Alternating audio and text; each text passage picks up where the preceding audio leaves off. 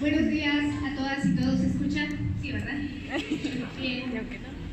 Quiero agradecer la invitación que me hace la Secretaría de Investigación y Estudios de Posgrado de la Facultad, a cargo, como ya ven, del doctor Eduardo Rodríguez, para moderar este debate denominado cuantitativo versus cualitativo, ¿real o falso dilema? Saludo a los ponentes, doctor Eduardo, doctor Estange, doctor Carlos, doctora Rocío, doctor Furlón. Es un placer.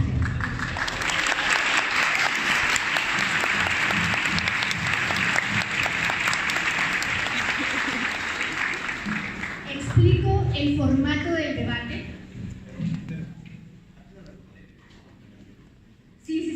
El doctor Pelayo da clases en la maestría de Neuro, no pudo llegar, tiene una situación de salud, entonces no ha podido estar por esa razón el día de hoy, pero bueno, vamos a darle continuidad. Bien. En cuanto al formato del debate, este es más bien un formato flexible, por lo que les invito a exponer y defender sus ideas, sus opiniones, con libertad, con respeto, con compromiso para con los estudiantes. Ustedes podrán disponer del tiempo que consideren necesario, no hay como tal un límite de tiempo, pero sí el tiempo que consideren necesario para que hagan el planteamiento de su planteamiento respecto a la temática del día de hoy, no sé, aproximadamente unos 5 o 7 minutos, y a partir de ello darle continuidad a esta discusión y defensa de ideas. Todos tienen derecho a la réplica generalmente es más breve, pero tampoco hay como tal un límite de tiempo. Entonces ustedes podrán presentar, exponer su réplica, a menos que haya solicitud por parte de otros de los participantes, entonces cederemos la palabra y continuaremos así sucesivamente hasta ir agotando los puntos. ¿Hay alguna duda? Bien. Y bueno, al final, dependiendo de cómo estemos con los tiempos, habrá una sesión de preguntas y respuestas por parte de ustedes, del público, hacia los ponentes. Las preguntas pueden ir dirigidas en general a cualquiera de los ponentes o bien hacerse de manera específica. Bien. Pues vamos a es cuando más va a hablar ella. A lo largo de muchísimo tiempo ha existido una polémica en cuanto a qué enfoque metodológico debe seguirse para hacer investigación y, sobre todo, hacer investigación en ciencias sociales. Por un lado, aparece la necesidad de cuantificar, de demostrar, básicamente de cuantificar, y por otro, la necesidad de interpretar. El debate del día de hoy se centra en estas dos perspectivas. ¿Esta polémica es necesaria? Doctor Furlón.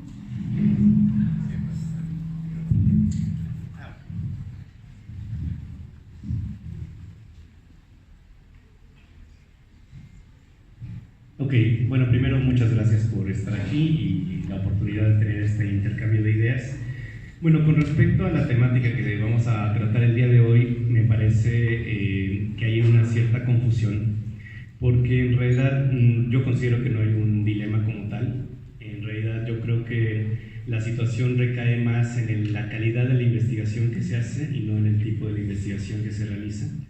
En realidad se puede hacer muy mala investigación cuantitativa, se puede hacer muy mala investigación cualitativa y muy buena de ambas. En realidad el problema recae en los métodos que uno utiliza. Entonces la parte de la interpretación también está en la parte cuantitativa, no solamente en la parte cualitativa. Cuando nosotros hacemos un análisis estadístico, un análisis de datos, tenemos que saber interpretar. En la ciencia esa parte siempre va a ser un poco subjetiva, porque la interpretación pues la hace el investigador, no la hace el aparato científico como tal, sino lo hace el investigador. Y ahí siempre va a recaer una parte subjetiva de la ciencia, y no solamente en las ciencias sociales o las ciencias humanas. Incluso una de las cosas que se cree mal de las ciencias exactas es que son exactas. Y en realidad una de las cosas que sabemos en ciencias exactas es que la interpretación es totalmente subjetiva. La elección del tema es subjetivo. Lo que tiene que ser, digamos, de alguna manera objetiva, tanto en la parte cualitativa como en la parte cuantitativa.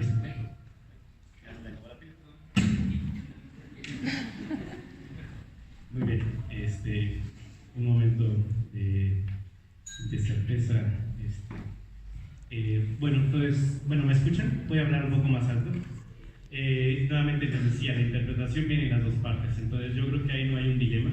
En realidad lo que tenemos que hacer es que haya una metodología científica correcta en la parte cuantitativa o en la parte cualitativa, que no haya fanatismo científico, que no haya anticiencia, que no haya ideologías que guíen o sesguen la investigación, tanto en la parte cualitativa como en la parte cuantitativa. Entonces yo no creo que haya un dilema, en realidad yo creo que hay una parte que tiene que ser complementaria entre las dos partes, entre la parte cualitativa y entre la parte cuantitativa, porque se requieren de las dos, pero en las dos lo que más importante para mí es que se haga de calidad, que sea seria, que no sea sesgada y sin ninguna ideología de por medio, creo yo. Esa es mi participación.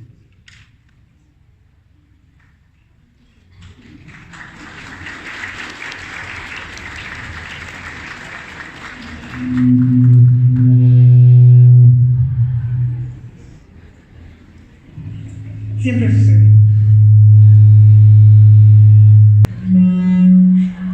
Evitar pensar en el monstruo come galleta.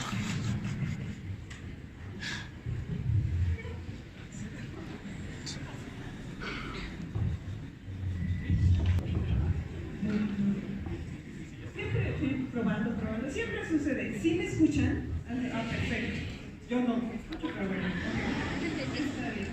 Coincido, complementando la participación del doctor, coincido con lo que acaba de decir en unos momentos. Precisamente en clase de planteamiento del problema, yo creo que pensaban que iba a ser aquí un baño de sangre, cada quien íbamos a defender nuestra postura. Sí, no. Y en realidad, y me preguntaban, ¿a cuál le va usted? ¿A cuál se dedica? ¿A cuál va a defender? Y los tengo que decepcionar y decirles, yo soy más partidaria de que, como decía el doctor, hay investigación mala cuantitativa, muy buena cualitativa, etc. Sí existe esta división entre cada paradigma. Lo que es real es que cada paradigma tiene su propia identidad y no significa que por tener esta identidad propia estén peleados. Entonces, lo que sucede acá es que la realidad es tan inmensa, tan caótica, tan compleja, que un solo paradigma, un solo método no es capaz de estudiarla toda. Entonces, y por eso es necesario tener estas dos formas diferentes de hacer investigación. En las dos son valiosos, los dos aportan diferentes perspectivas y el uso de cada uno de estos paradigmas depende también mucho de la sensibilidad del investigador. Hay gente que los números, las estadísticas les fascinan. Hay gente que le gusta muchísimo más trabajar con las personitas y los grupos focales y las entrevistas, hacer investigación de campo. Y qué padre que existan estos dos paradigmas porque incluye a todas las personalidades de los investigadores. Y también está el reto mencionaban que la investigación cualitativa no tiene tanta presencia en las publicaciones. Entonces ahí sí yo diferiría porque hay journals, hay revistas científicas completas que se dedican a la investigación cualitativa. En general, ¿cuál es no existe paradigma bueno, paradigma malo. Depende mucho de qué quieras observar, qué quieras entender de tu fenómeno. ¿Cuál te llama más la atención? Porque va a haber un paradigma que te va a llamar más de otro. Incluso existen hoy en día los modelos mixtos que tratan de conjugar cuestiones de los paradigmas cualitativos y del paradigma cuantitativo. Entonces, esa sería mi aportación. Entonces,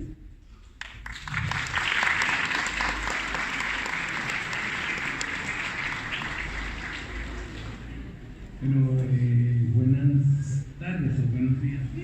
Buenas tardes. Gracias por la invitación. Yo creo que si seguimos este camino, el debate va a durar 10 minutos. Sí. Es decir, si todos vamos a estar de acuerdo en que esto no es un debate, no es un dilema, pues la cosa. Yo también estoy de acuerdo en que no es. Entonces, vámonos. No, pero un poco para...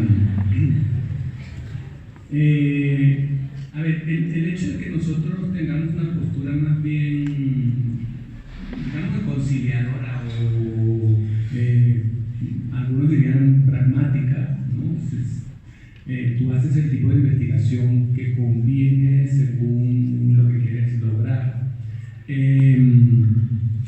Fuera de aquí tal vez no sea la cosa tan conciliadora. Yo creo que históricamente esto que se plantea como un dilema, en efecto se ha asumido como un dilema práctico, o sea, hay personas que defienden sus posturas, etc. No es la mía, de hecho yo esa facultad de utilizar el número o de utilizar el sentido o el significado, creo que pasa a un segundo plano si nosotros nos ubicamos más bien en el plano ontológico que en el plano epistemológico. Es decir, ¿qué voy a asumir yo como objeto de conocimiento? ¿No? ¿Y qué estoy dispuesto yo a hacer para producir el conocimiento? Entonces, las cadenas de traducciones, esas que uno va desde, bueno, aquí está el objeto y aquí está el enunciado o aquí está el número, pienso que en esas cadenas es donde hay que centrar la atención, ¿no?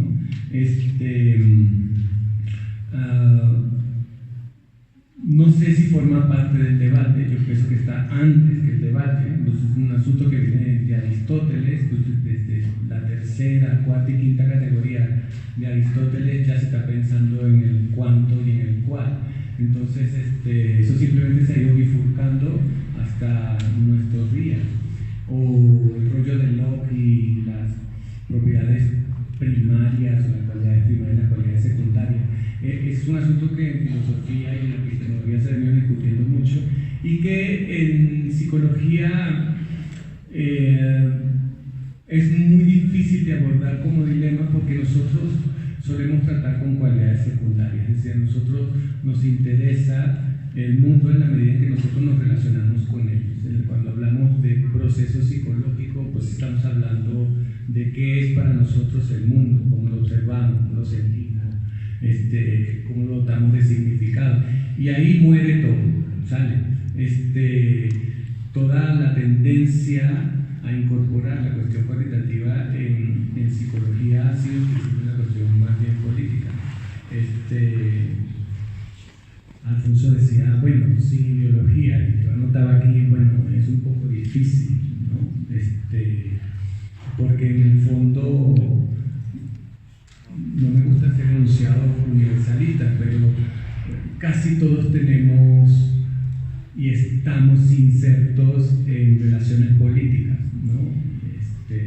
Y pues la psicología es una disciplina intrínsecamente política, decía por ahí Tomás Ibáñez. Entonces,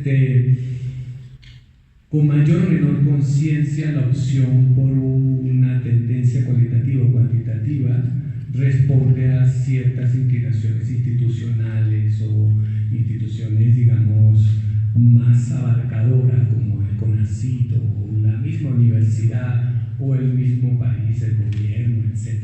Es muy difícil trabajar al margen de eso. Pero es un asunto que, más que torcer el sentido, casi complementarlo, y yo creo que si añadimos un poco de reflexividad y asumir que, pues, en efecto tenemos una marca ideológica desde la cual estamos hablando, pues el conocimiento será,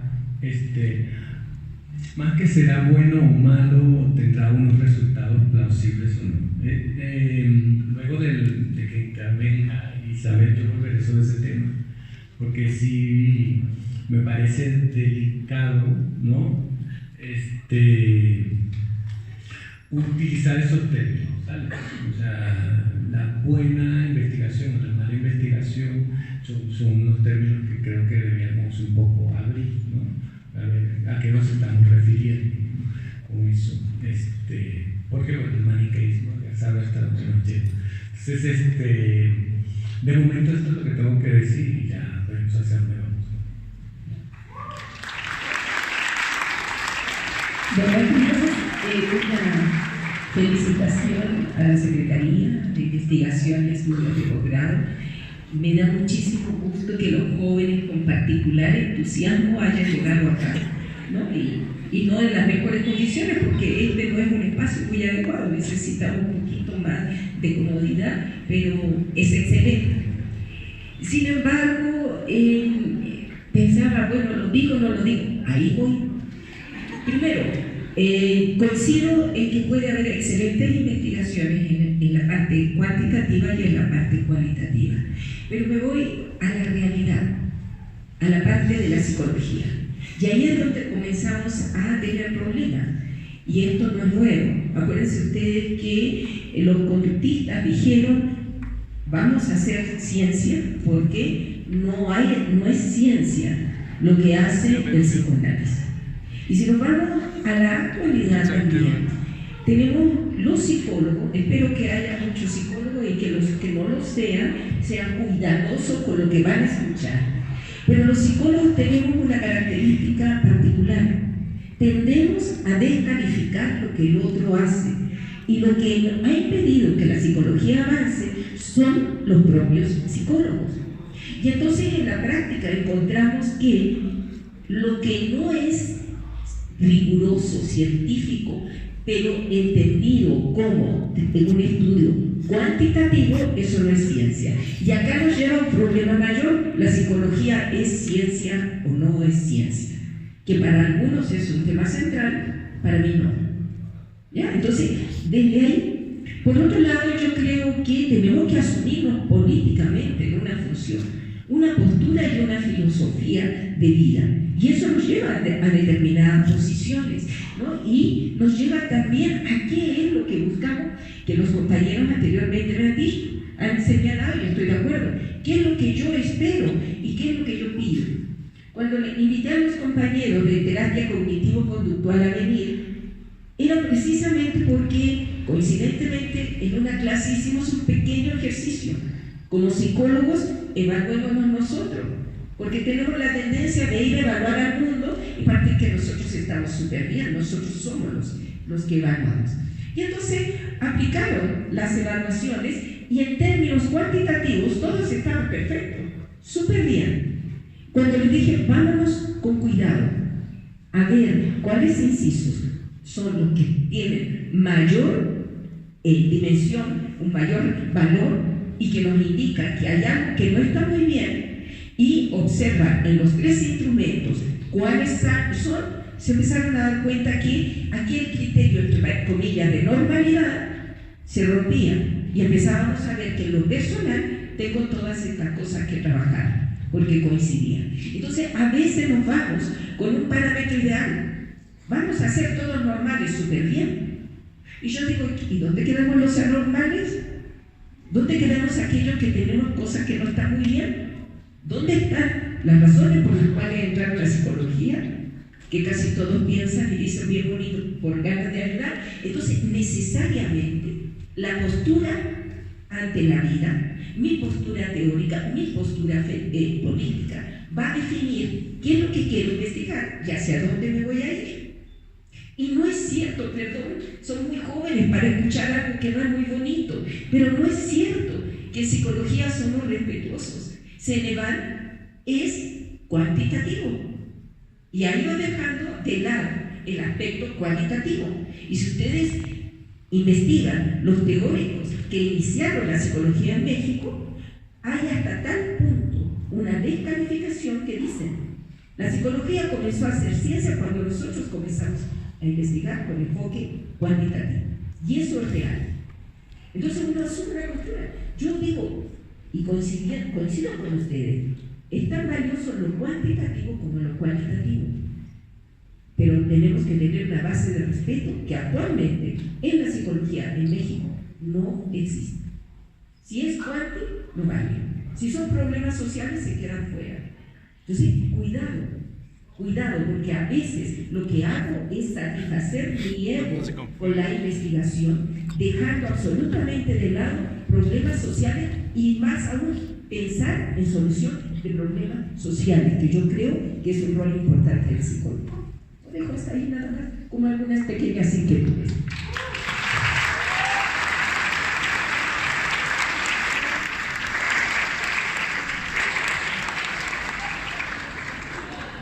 ¿Cuánto tiempo tengo, maestra? ¿Lo que yo quiera? 5 o 7 minutos. Es la ventaja de quedar al último, yo. Bueno, a ver, yo sí me voy a mojar. Primero, paradigmas o perspectivas. Ahí ya tenemos un problema. A mí el concepto de paradigma no me parece que aplique para lo que yo considero que son dos grandes perspectivas. O sea, dos formas de ver la realidad. Dos grandes formas de entender la realidad.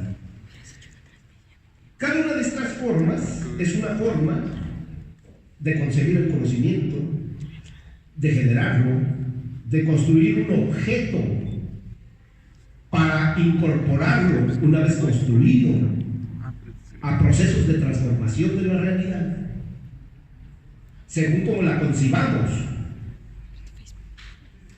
No importa, sea lo que sea que entendamos por realidad, me parece que cada una de estas perspectivas construye objetos que son incorporados a la realidad, en el caso de la psicología, la realidad social. Desde la perspectiva cuantitativa, me parece, o sea, yo sí creo que aquí hay un problema político, igual que el doctor Carlos Silva. O sea, creo que decantarse por una perspectiva o por otra es posicionarse políticamente frente a la realidad y básicamente frente a la realidad social. Desde la perspectiva cuantitativa, a mí me da la impresión de que se concibe una realidad que ahí está, esperando a que la observemos y a que digamos cómo es. Y a la realidad, digamos, le da lo mismo, ¿no? Le da igual cómo la concibamos, desde esa perspectiva. Desde la perspectiva cualitativa, yo tengo la impresión de que la realidad no le da lo mismo, porque la perspectiva cualitativa apuesta por la transformación de la realidad, apuesta por construir objetos que incidan sobre esa realidad y la cambien, la transformen. Yo creo que aquí estamos de lleno metidos en el tema de la cientificidad de la psicología, como dice la maestra Isabel Stange. O sea, yo siempre lo digo en mis clases. La psicología ha tenido una etapa científica, si concebimos la ciencia como se concibe desde la perspectiva cuantitativa, el conductismo. Digamos, la etapa científica de la psicología. Pero igual que a la maestra Stange me da igual si los demás creen que la psicología es una ciencia o no. Hace muchos años que dejé de preocuparme por eso. A mí me parece que la psicología es una disciplina que pretende incidir sobre la realidad de las personas. También es algo que repito con mucha frecuencia. Para mí, la psicología es una permanente tentativa por concebir, una permanente tentativa por generar una cierta idea de lo humano. Y a partir de que generamos esa cierta idea de lo humano, transformamos lo humano. Eso es nuestro principal interés, lo humano, las personas, los seres humanos. Yo no creo que los psicólogos nos tengamos que dedicar en serio, me parece poco serio, me parece que si vamos hacia allá estamos dándole la torre a nuestra disciplina, a tratar neurosis de perrijos y de gatijos y de todas esas cosas. O sea, no, la psicología es una disciplina hecha, construida para la transformación humana. Tampoco creo que la psicología sea una disciplina dedicada a la búsqueda de la felicidad, ni siquiera creo. O sea, tengo muchas dudas acerca de eso de la felicidad y de las bondades de la felicidad. Pensemos que aquellas personas que no somos felices, en realidad lo que tenemos es que estamos insatisfechas y la insatisfacción tiene una gran carga subversiva. Por eso a los psicólogos nos tienen miedo a algunas personas.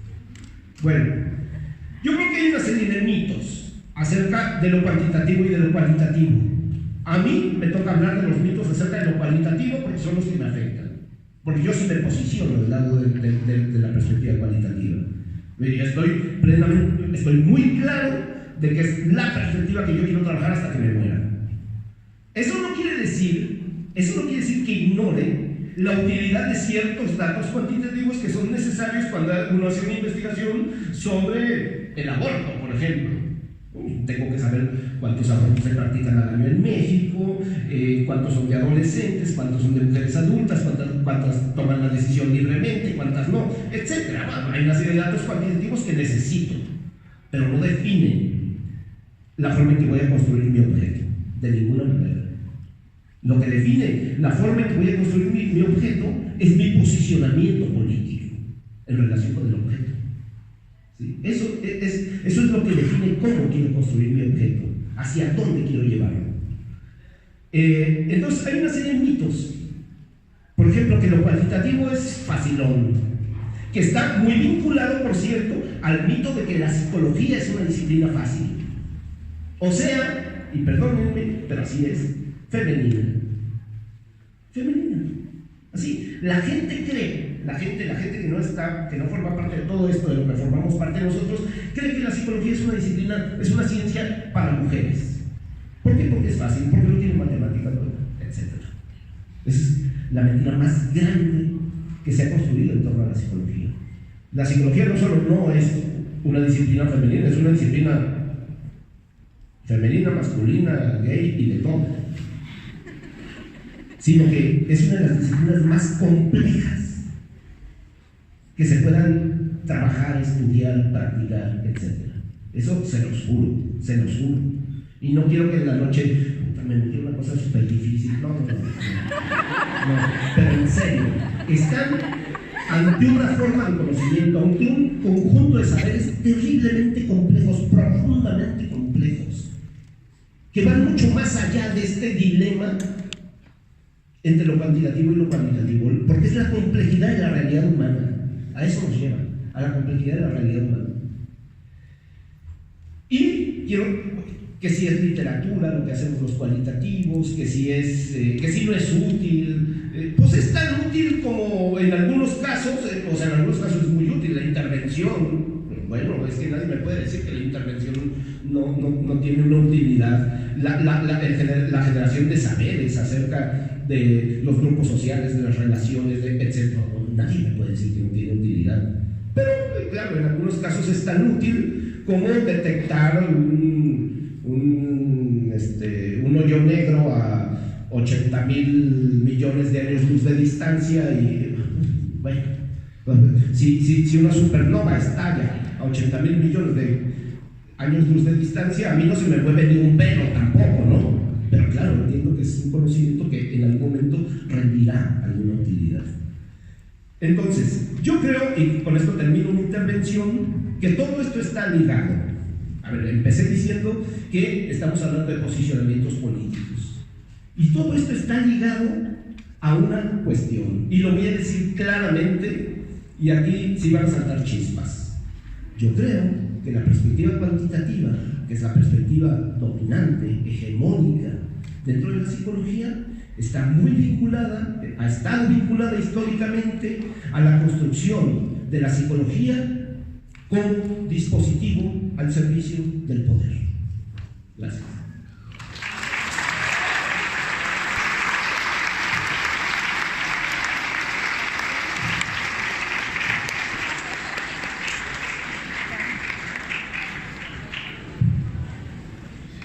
Muy bien. Bueno, ya está saliendo un poco más el plato. Me gustaría empezar con una frase. La psicología es una ciencia. Me canso. La psicología es una ciencia y he ido creciendo de esa manera. Yo aquí varias cuestiones, lo cual agradezco mucho que el debate esté de esta manera y que se estén compartiendo estas ideas, porque podemos estar de acuerdo o no. Muchas cosas de las que ahorita comenta el doctor Eduardo, estoy totalmente en desacuerdo, totalmente, ni siquiera una parte en desacuerdo, pero voy a tratar de argumentar un poquito por qué. La política la hacen las personas, no la ciencia, y eso es importante. La política son de las personas, no de la ciencia. La ciencia no tiene que seguir cuestiones políticas, la ciencia no tiene que guiarse por esa parte. Las personas son las que se guían por la política, no la ciencia. Además, la psicología como una ciencia es una ciencia multidisciplinaria. Ha sido creada y ha sido elaborada desde los puntos de vista multidisciplinarios.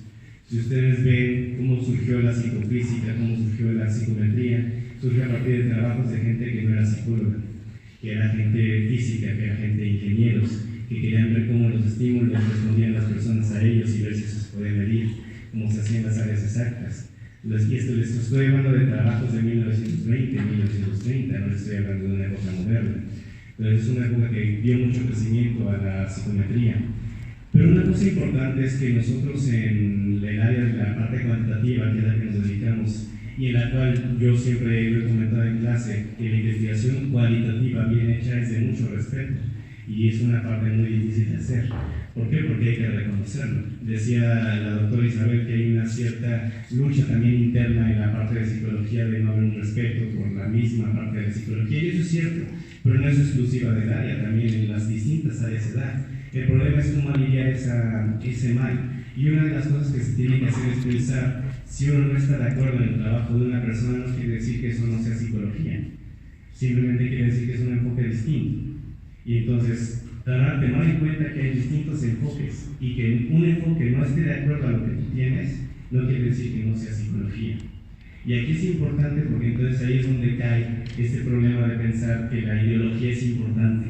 La ideología no lo debería ser, porque la ideología hace que las personas se odien, que la gente tenga menosprecio por el trabajo de los demás. Sin embargo, la ciencia nos dice que tenemos que pasar por un proceso en el que las ideas mueren o sobreviven. Así de sencillo, pero no las personas, porque eso es distinto.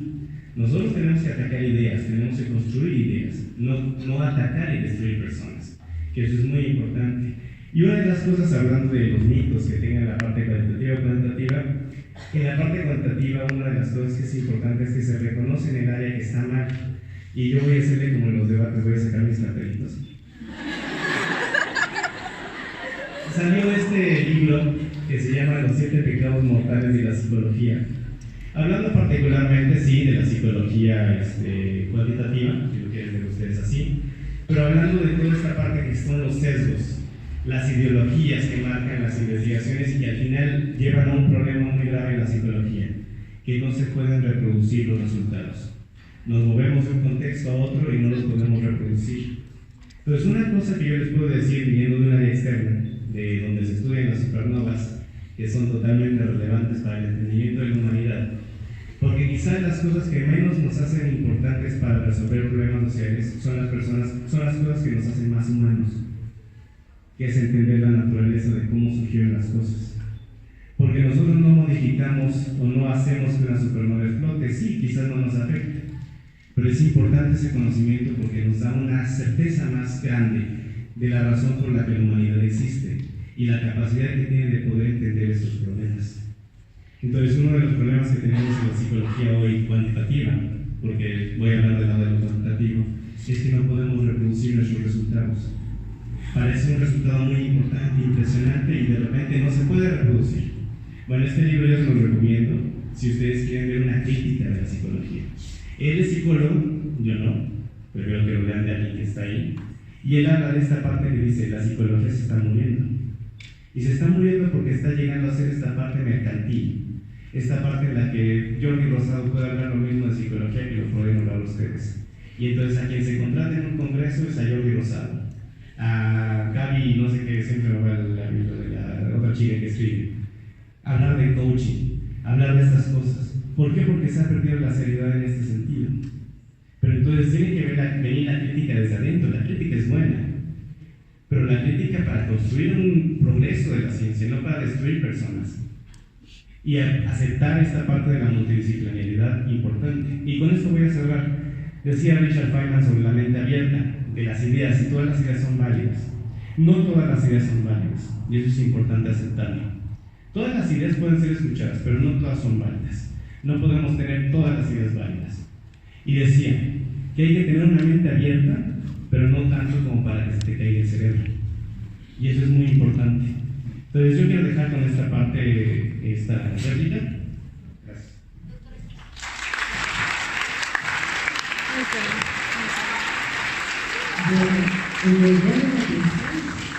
¿Cómo es posible ser una persona, un ser humano, que no tenga una posición política ante la vida? Tan solo por ser humano, ya tienes una definición. Acuérdense ustedes, dentro de la psicología, que cuando se hablaba, y Roger decía, ¿no? No vamos a ser directivos.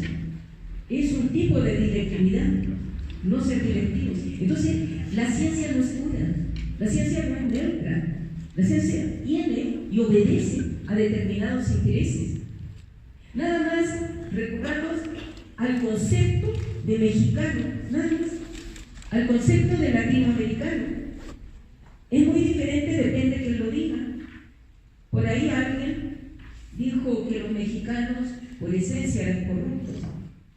No sé si lo recuerdan. ¿Ya? Entonces, y nosotros aceptamos, esa es una postura no política, es una postura científica. Cuando uno decide qué va a hacer, ya define una posición política ante la vida. Y no hay que tener miedo a esa postura. La ciencia no es aséptica, no es pura, no es limpia. Cuando se hace una investigación, uno obedece a determinados intereses. Cuando en psicología, yo hablo de la psicología clínica en particular, y digo, necesitamos desarrollar nuevas formas de trabajo para América Latina, porque somos muchos, somos muy numerosos, y no podemos pasarnos años en psicoterapia porque nuestro sistema de salud no lo da, y no podemos importar formas de psicoterapia de otros países porque tenemos características y nuestra esencia es diferente.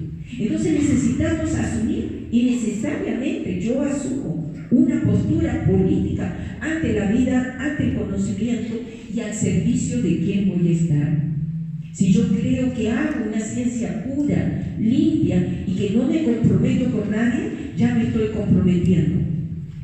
O sea, de todas maneras yo me comprometo.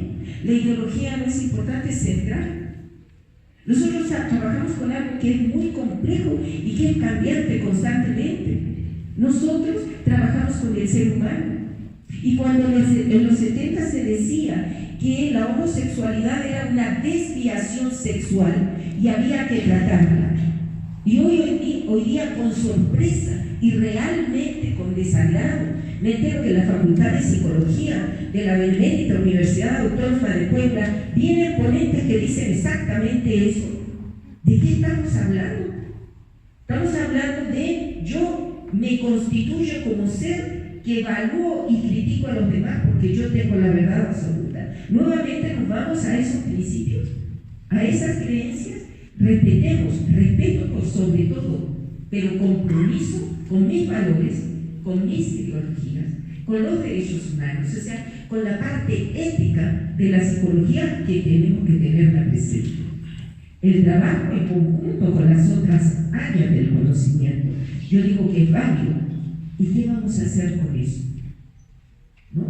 Ahorita tenemos, por ejemplo, que si nos hacemos una evaluación al conjunto de la población acá, vamos a ver que según los parámetros estamos en depresión una gran cantidad, y eso nos lleva a que nosotros empecemos a consumir fármacos, y no es casual. Nuevamente tenemos una postura política.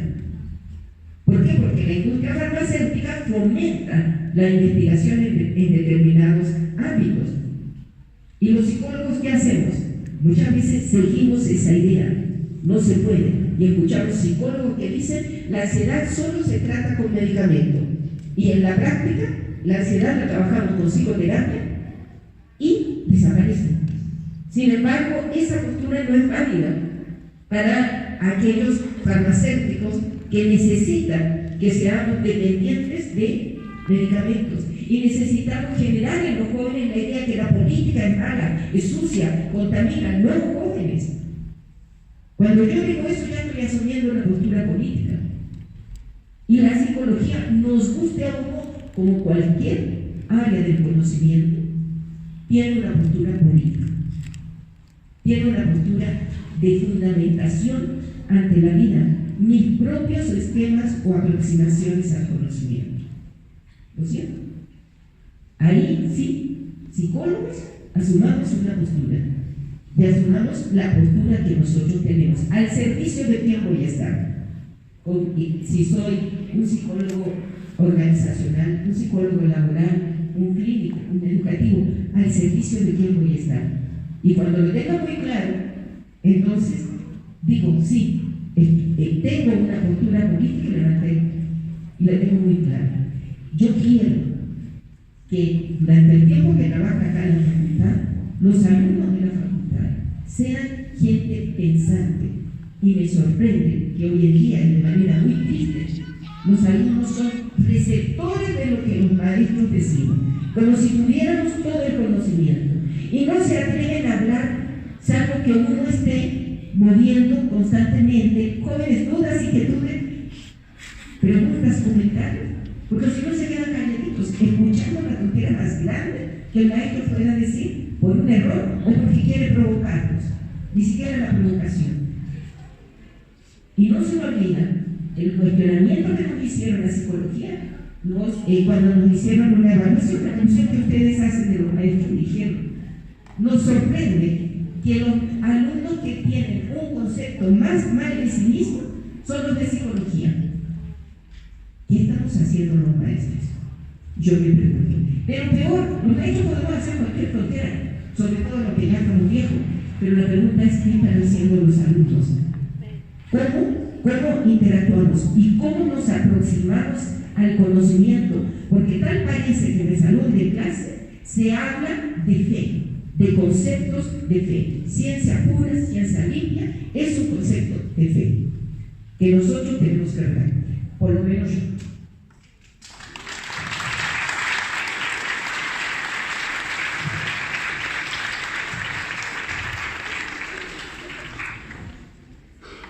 Retomando las ideas de todos los doctores que todos nos han hablado, en especial de los mitos y esto de la cuestión política, para poder asumir una postura, para poder en investigación, incluso política, tenemos que tener información. Y entonces me temo que hay tantos mitos y hay tantas confusiones con la postura que debemos tomar, porque hay un total desconocimiento no solo de lo que podemos hacer en investigación, de la labor del investigador, ya sea que maneje técnicas cualitativas o cualitativas, sino también tenemos un gran desconocimiento de nuestra labor como psicólogos. Entonces hay mucho, también en los programas de clases he visto que solo se piensa que la psicología es o clínica o organizacional o educativa, y la variedad de formas de investigación, la variedad de matices que tiene la psicología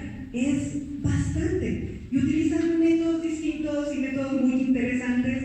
Entonces acá lo que creo que deberíamos de profundizar es muchísimo en tratar de conocer un poquito más de nuestra disciplina, tratar de conocer un poco más en la labor del investigador, porque trabajamos con el material más inestable, más raro, más caótico que hay en este universo, que son los seres humanos. Entonces, y debemos profundizar en esto. Y reflexionar en que los psicólogos desconocemos muchas cosas de nuestra disciplina, y antes de asumir una perspectiva cualitativa mixta, creo que también tenemos que formar un criterio. Entonces, ¿y cómo formas un criterio? Conociendo diferentes cosas, como yendo a taller, yendo a eventos como este. Tenemos que formar un criterio, y eso no es fácil. Necesitas vivir, necesitas estudiar, necesitas leer, y también necesitas ser respetuoso y ejercer tu labor y la investigación con mucha responsabilidad. Entonces, bueno, y ser abierto a nuevas ideas. Y no estar quedado con que, bueno, los psicólogos y solamente este método, hay que abrirte a nuevas perspectivas. Porque tanto te puede enseñar otro compañero psicólogo, un compañero psicólogo que haga psicología del deporte, que haga neuropsicología, que haga zooterapia. Yo no sabía que también acá ya tenemos expertos en zooterapia. Abrirte toda esa variedad de métodos, de perspectivas, y aceptar la riqueza de ideas, pero siempre teniendo criterio y teniendo responsabilidad. Muchas gracias.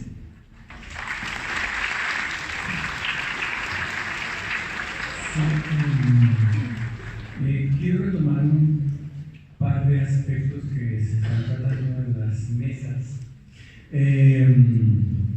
No tiene que ver con la cuestión política, ¿no?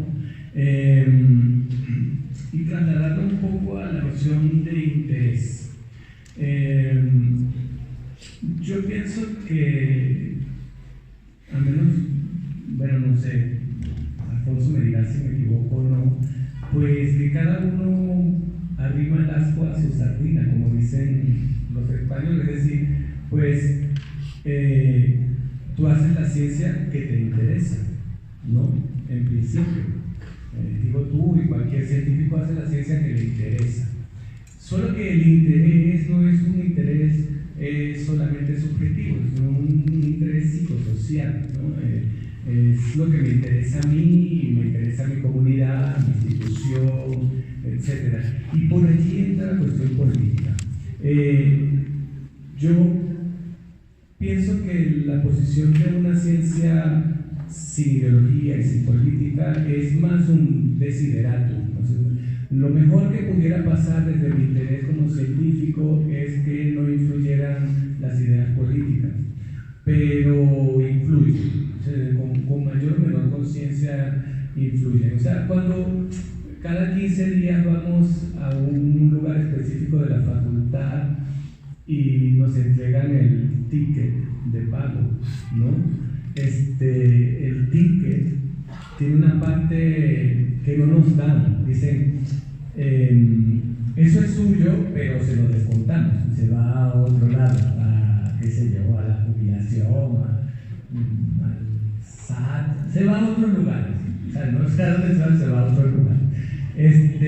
Y uno queriendo o sin querer está colaborando con un cierto funcionamiento del sistema. El sistema te dice, tú trabajas aquí dando clases, formando buenos psicólogos, científicos, etc.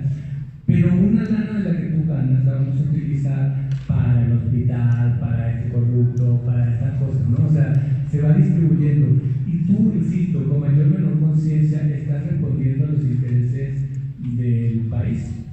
¿Sale? Entonces, cuando quieres ser un científico reconocido, pues aquí quien te reconoce es el CONACYT, y el CONACYT tiene políticas de funcionamiento, tiene líneas prioritarias que las define, etc. Y si tú quieres conseguir también el prestigio y el dinero del CONACYT, pues tienes que apegarte a sus políticas, ¿sale? Si queremos ser del SNI, pues nos evalúan unos colegas que también tienen una posición tanto paradigmática como política.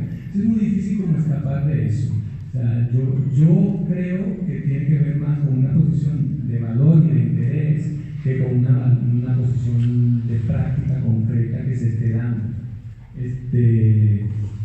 Que no la cuestiono, pues cada quien hace la ciencia que le interesa, pero creo que es impreciso decir que es posible hacer una ciencia sin política, que es casi como decir una ciencia sin mundo, ¿no? Sin el mundo, este mundo de nosotros, ¿no?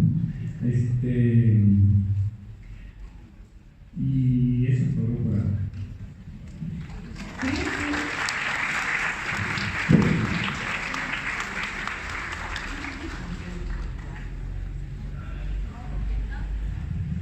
Bueno, ya.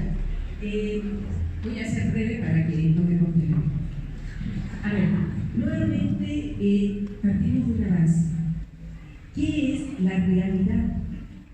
Es la misma que todos nosotros entendemos como la realidad. Y no, nosotros la vamos construyendo. Y el objeto de estudio no se puede modificar, o sí se puede modificar. O sea, vámonos a la parte cualitativa y cuantitativa de cómo nosotros vamos entendiendo las cosas. No hay que estimar el estudio cuantitativo, está bien. Sin embargo, ¿qué postura yo tengo? ¿Cómo me aproximo? ¿No? Cuando yo hago una generalización dentro del campo del ser humano, del mundo del ser humano, ¿qué estoy haciendo? Esa generalización obedece a determinado contexto social y cultural y a determinado tiempo y se modifica. Entonces tenemos que ir viendo esta flexibilidad en aproximarnos al conocimiento y en ahondarnos y en involucrarnos. En la psicología, durante muchos años se hablaba de la psicología y de elementos de parapsicología, que hasta que no fueran fundamentados no se pasaban al área de la psicología. y hay muchos campos de interés. Sin embargo, hay que tener mucho respeto. Si yo soy psicólogo y necesito trabajar con otras perspectivas, me voy a quienes están trabajando en esas áreas, que son expertos en ellas. ¿Ya? Yo no puedo asumir que voy a ser experto en todo lo que quiera o en todos los ámbitos del conocimiento o de estudio de nuestra realidad. ¿Ya? Entonces, yo creo que esta realidad objetiva, esto que está esperando, como decía Eduardo, que está esperando que nosotros lo veamos, eso no existe. Porque yo me aproximo a ella y le doy una lectura. Hay elementos básicos que están, pero cada uno lo analiza y lo interpreta de distinta manera. Nada más fijémonos en algo que es muy de detalle. Antiguamente los maestros teníamos nuestro nombre y nos hablábamos por nuestro nombre. Ahorita, hace algunos años, solamente le incorporamos el grado, como si eso nos hiciera diferente. Llegando o los alumnos, ¿no? La clase. Y entonces, como si me pongo un grado, ya soy alguien que cambió. Y hemos llegado al extremo en esta facultad de maestros que se ofenden si le dicen maestro o si lo llaman por su nombre y no le dicen doctor. Entonces, espérame, ¿qué es lo que está pasando? O pasamos a ser un número. ¿Cuál es tu número de matrícula? Ya, eres un número. Y entonces estamos, sí es cierto que somos muchos, sí es cierto que necesitamos los números, pero no nos olvidemos que somos personas, que somos seres humanos. Y en esencia tenemos que conservar eso. La psicología se ha diversificado, estamos de acuerdo. Pero también tenemos que entender que en esa diversificación necesitamos tener muy claramente desde qué enfoque nosotros vamos a trabajar.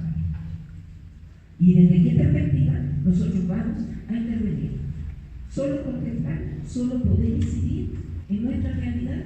Yo creo que cualquier ámbito del conocimiento tendría que aportar a nuestra realidad. Incluso en algo tan abstracto como que no se le dé aplicación inmediata, estás incidiendo sobre la realidad.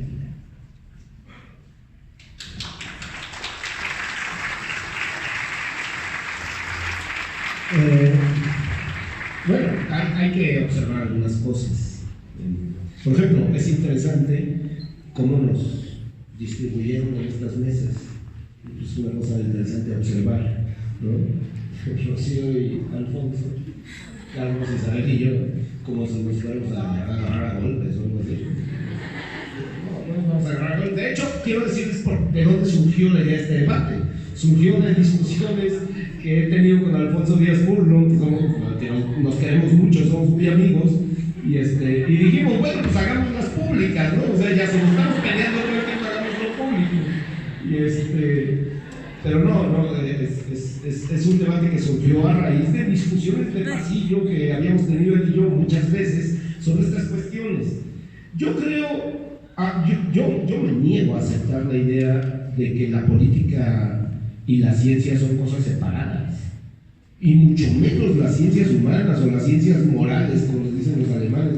No, es que no lo puedo concebir, ¿no? Evidentemente, yo creo que no hay un solo problema psicológico, no importa en qué área lo ubiquemos, psicosocial, psicoeducativo, lo que sea, un solo conocimiento generado desde la psicología que no sea, a final de cuentas, un problema político, un problema que tiene que ver con la forma en que los seres humanos vivimos la vida y nos relacionamos. ¿Cómo podemos concebir que, digamos, cómo podemos hacerle caso a Augusto Comte diciendo, no, es que la ciencia es neutral? No, neutral, pero vaya, la neutralidad no existe prácticamente en nada que tenga que ver con lo humano, en nada, ni en la política, ni en la ciencia, ni en la cárcel, ni en la religión, ni en nada que tenga que ver con lo humano. Y que la ideología y el conocimiento son cosas separadas, mucho menos. A ver, yo no traje mi libro, pero lo tengo aquí en mi cubículo de la maestría en Psicología Social, en mi librero, La Psicología como Ideología, de Ian Parker. No es el único que ha escrito un libro sobre esto, sobre cómo la psicología en realidad, la historia de la psicología es la historia de una serie de ideologías acerca del ser humano y de sus relaciones. No hay relación humana al mismo tiempo que no sea una relación de poder. Y quiero decirlo poniendo un ejemplo muy claro en este momento, muy claro. Yo no concibo en este momento una psicología construida que no esté, o sea, no concibo construir una psicología que no esté vertebrada por la perspectiva de género, por ejemplo. ¿Por qué?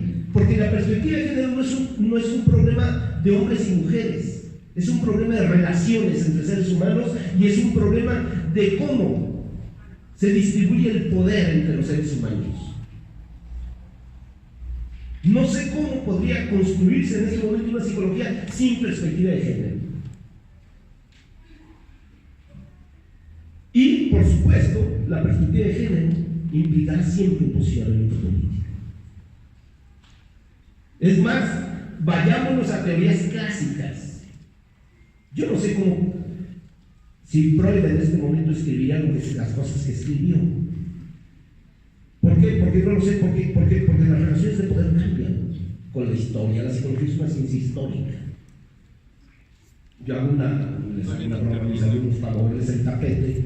Les pregunto que si en un matrimonio de dos mujeres que tienen un hijo, el hijo tiene 2 complejos de Edipo. No sé qué día fue, yo no soy psicoanalista. Pero claro, aquí tenemos un problema político, precisamente, tenemos un problema político. Las relaciones entre los seres humanos se modifican conforme vamos modificando nuestras concepciones acerca del amor, acerca del poder, acerca de la vida en pareja, acerca de las relaciones sexuales, etc. Y todo eso son problemas políticos, son problemas que tienen que ver con nuestra posición dentro de esa red de relaciones de poder que establecemos los seres humanos en todos los ámbitos de nuestra existencia. Entonces, yo no consigo todo problema psicológico es un problema político y no veo de qué otra forma podría ser. Y al mismo tiempo, toda teoría y toda práctica de la psicología ha sido construida, además de como conocimiento, como saber, etc., como ideología. Es una ciencia ideológica. Creo que lo dije desde un principio, lo dije de otra manera, cuando yo digo, en realidad, la historia de la psicología no es otra cosa más que una serie de tentativas por construir una cierta idea de lo humano. Ahí ya estamos hablando de una ciencia construida desde la ideología. Eso no quiere decir que no sea un conocimiento válido. Eso no quiere decir que no construyamos saberes útiles para la sociedad, para los seres humanos, para las personas y demás. Fíjense, estaba pensando ahorita que Isabel hablaba. Estaba pensando en que es probable que haya que revisitar y revisar conceptos que ya no se usan mucho en la psicología desde hace años, como el concepto de persona, por ejemplo, que prácticamente ya nadie lo utiliza en psicología. Y una serie de conceptos que han caído en desuso. Yo creo, hay una psicología que pretende construirse fuera de la ideología y fuera de la política, lo cual es una verdadera mentira. Esa psicología que se pretende desideologizada, que se pretende aséptica, que es una estafa. Perdón, pero es una estafa. La famosa psicología positiva, por ejemplo. ¿Qué es eso? Eso es poco serio. Por lo menos, poco serio. Ya Alfonso Díaz Pueblo, por ejemplo, yo Pero, digamos, esos son los menos importantes. Venden libros porque son de Televisa y porque las tías solteronas quieren regalárselos a sus amigos que hacen la primera comunión y eso. Pero, y en todas las familias hay dos tías solteros. Entonces, si multiplicamos el número de familias por el número de tías solteronas que regalan el libro, yo digo, no, pues sí, vende, pero como pan caliente. No, pero más allá de eso, por ejemplo, es arrasadora la cantidad de psicología positiva que se hace en este momento en Estados Unidos, por ejemplo. Les voy a poner un ejemplo, solo un ejemplo y con esto ya me callo. ¿A quiénes de ustedes que están más allá del sexto o séptimo semestre no los mandaron sus profes o sus profas a ver Intensamente? O sea, es la película más perversa que he visto en mi vida. Se lo subo.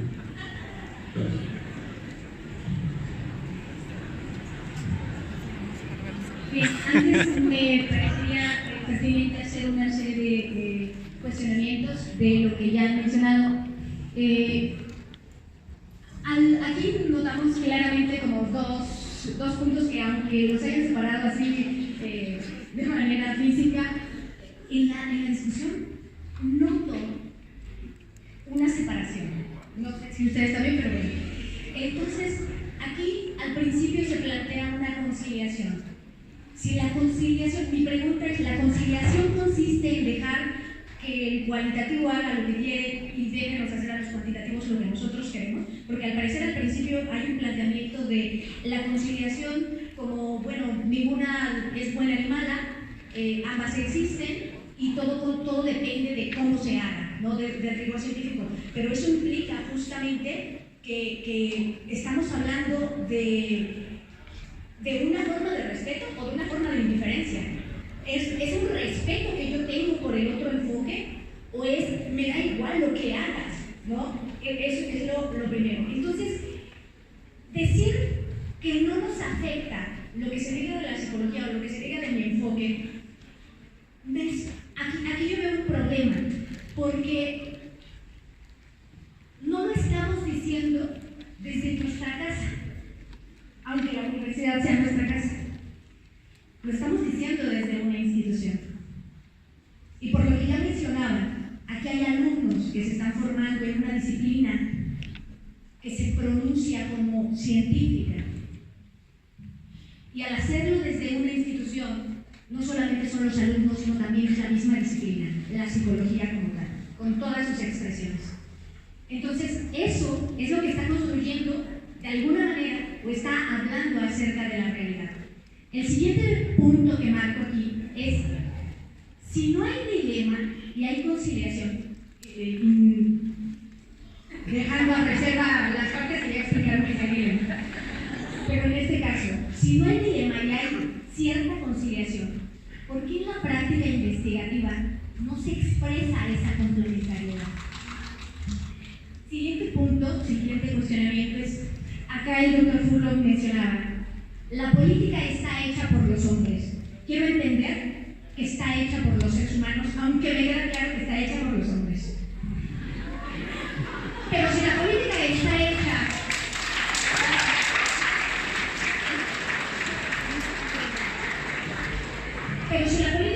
hecha por los seres humanos, por los hombres, yo solamente recuerdo que la ciencia está hecha por los hombres, llamados psicólogos, pero está hecha por los hombres y por lo tanto la psicología es una ciencia. Me llama la atención porque aquí se habla de una distancia entre la ciencia y la ideología, y todo lo demás es ideología y lo otro es ciencia.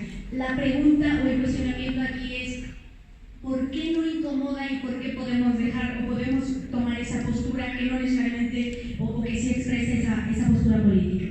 Y si no hay investigación buena ni mala, sino que todo depende de la forma en que se haga y que depende de la metodología científica, y mencionaba el doctor Furlong, depende de que se haga con la metodología correcta. Pero la corrección investigación y por tanto un dilema. ¿Me explico? Y haciendo alusión a los ejemplos que estoy de alguna manera que me queda duda, que me genera curiosidad es cuando hablan de los ejemplos de las supernovas. En la psicología, la naturaleza de los objetos son otros. Entonces, independientemente de que se haga con cualitativa o cuantitativa, los objetos son otros. No se llaman supernovas. Y entonces esto me lleva a una pregunta básicamente, quiero hasta aquí terminar estos cuestionamientos que es como una síntesis de lo que han mencionado. Si, dice la doctora Rocio, si se tiene un gran desconocimiento sobre todo lo que podemos hacer en investigación.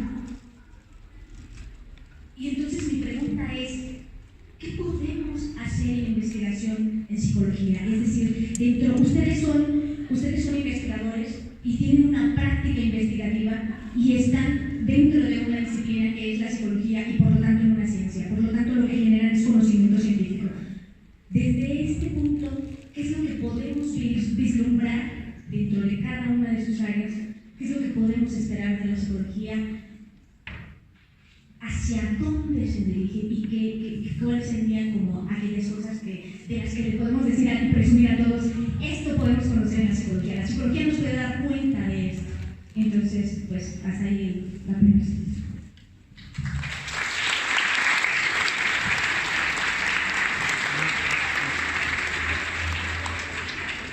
Muy bien. Bueno, yo creo que independientemente de la postura que podamos tener en las dos mesas, la moderación, creo que los que van a ganar mucho de este debate son ustedes. Creo que van a sacar muchas cosas interesantes porque al final de cuentas lo que yo comento es lo que yo he vivido en mi camino científico, que puede ser verdad o no, eso lo juzgará ustedes, lo juzgará la gente, incluso yo digo de algunas cosas que yo pueda saber o no, y eso es importante en la ciencia, tener esa duda. Nada más haciendo algunas precisiones porque es importante para no sentirse como flanqueado de los dos lados, porque bueno, voy a tratar de acordarme, yo no he dormido bien en 5 días, entonces voy a tratar de acordarme de todo lo que se mencionó. El carácter de género yo nunca se lo di cuando hablé de la política en los hombres, entonces aclaro nada más, eso yo nunca le di esa connotación, ni mucho menos. Las supernovas, para de ese lado, yo no lo mencioné porque no salió de mí.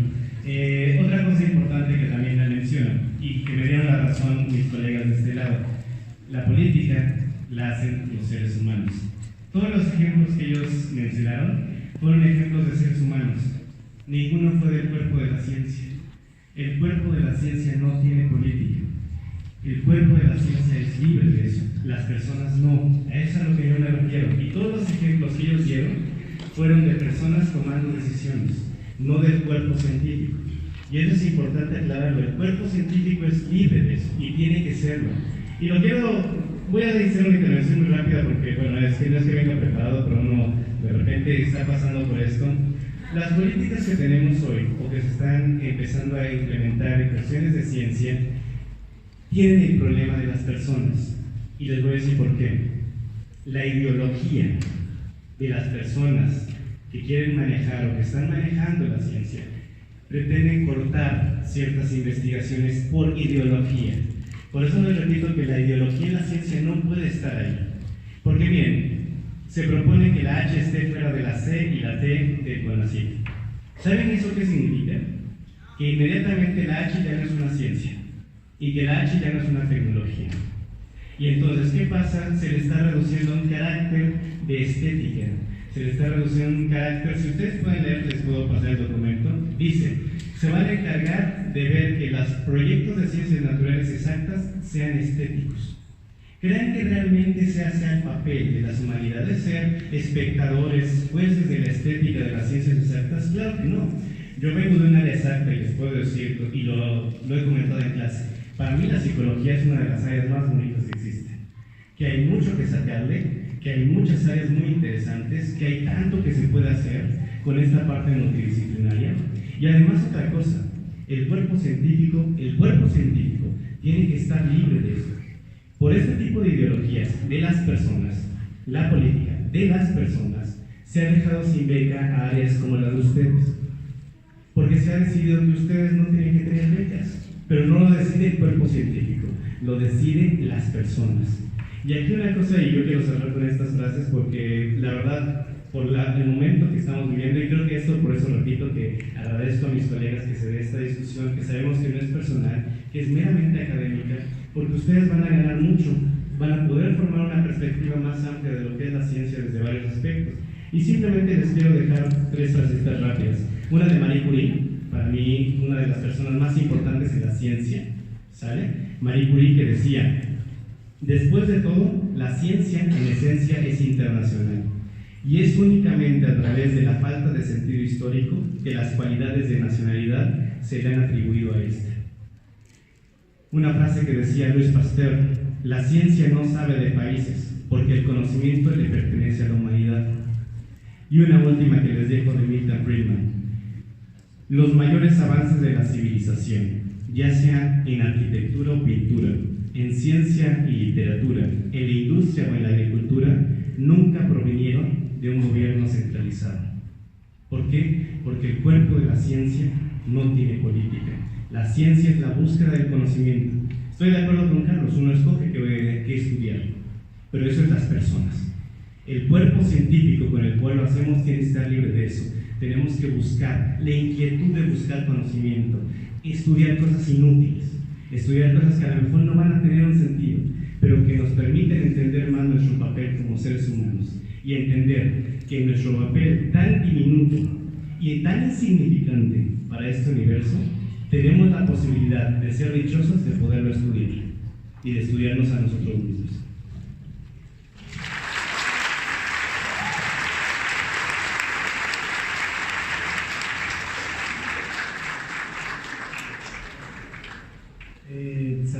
Voy a tratar de responder las preguntas que la maestra Verónica presentó, y luego tengo unas preguntas para Alfonso.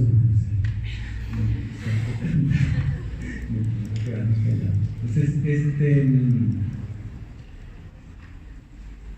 yo creo que no se trata de conciliación. Yo creo que así comenzó como esa cosa de, yo voy a debatir, yo se lo dije a algunos de los estudiantes que aquí, ya, lo voy a contratar, yo mañana no voy a decir nada, ya ahora voy a empezar. Bueno, yo creo que no es conciliación, en la práctica hay diferencias, hay discusiones, hay un montón de cosas. Pero la pregunta que quiero responder es esta de qué hago como investigador, ¿no? Porque pues eso es lo que soy aquí, ¿no? Yo hago psicología social, es lo que yo hago, ¿sale? Y creo que yo la definiría como una psicología social actual de hoy.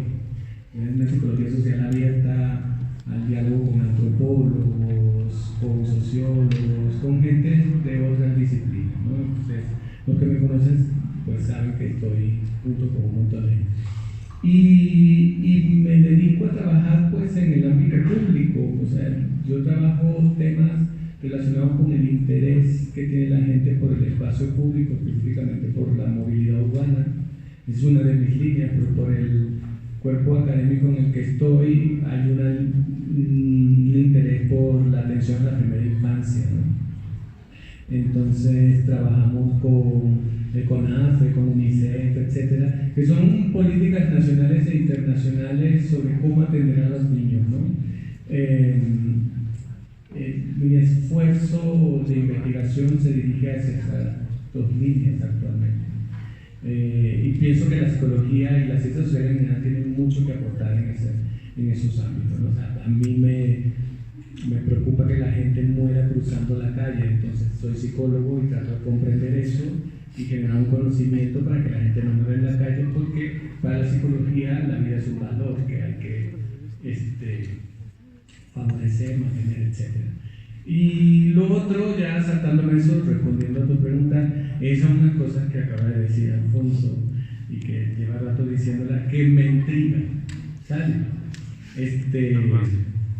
Y que yo sí pienso que es personal, es una discusión contigo, o sea, no hay estoy en un debate, pero sin personas, ¿no? Somos nosotros los que estamos aquí discutiendo. Y pues ahorita si tú me dices una cosa me la dirás a mí con las cosas que yo pienso y todo eso y tal.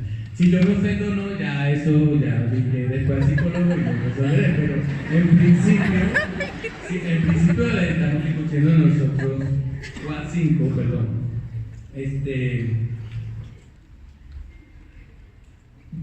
Hay una cosa que me atormenta un poco, no consigo tratar. Cada vez que dices cuerpo científico, se dice cuerpo científico una y otra vez,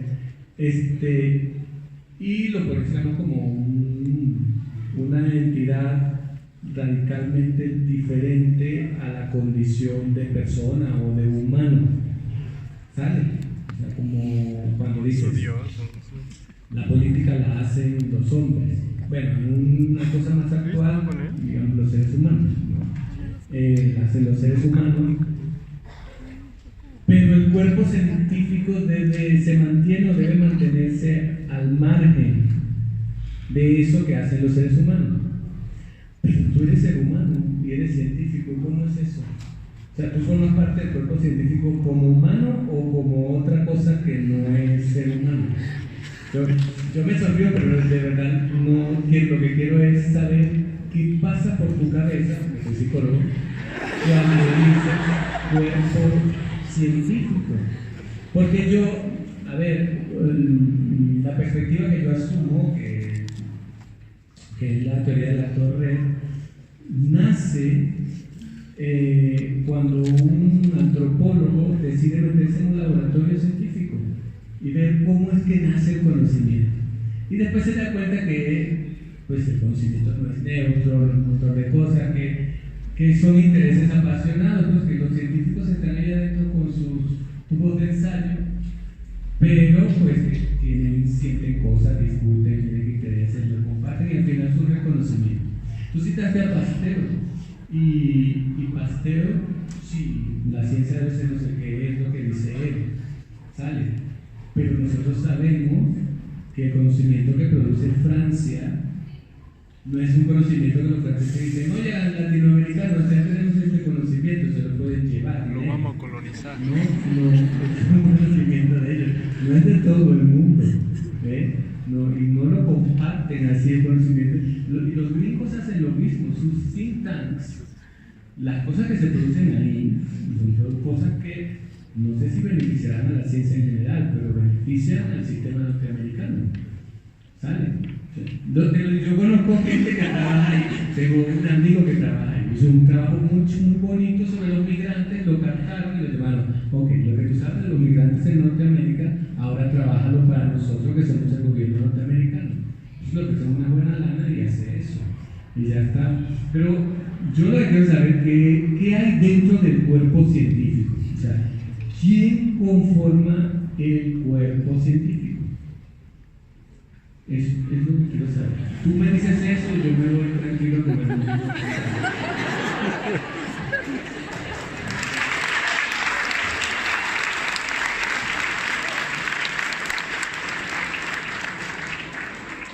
Muy brevemente.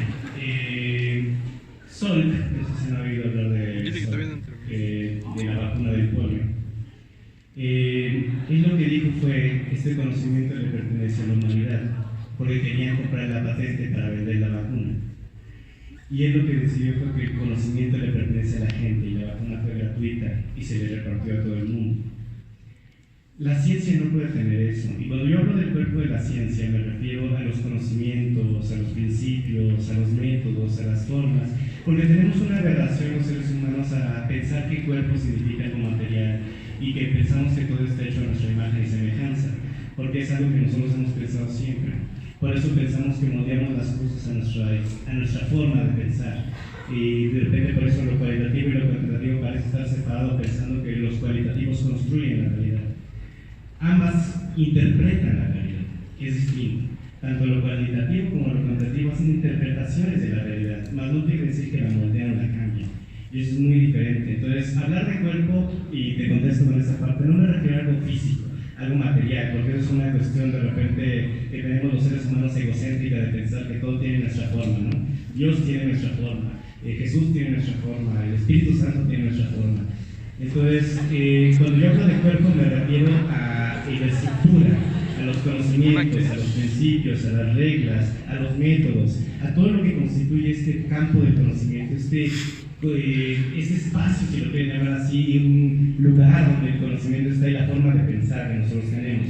A eso me refiero cuerpo, no a un ente físico, no a un ente material. Creo que puedes comer tranquilamente. Podemos irnos a echar una mega válvula.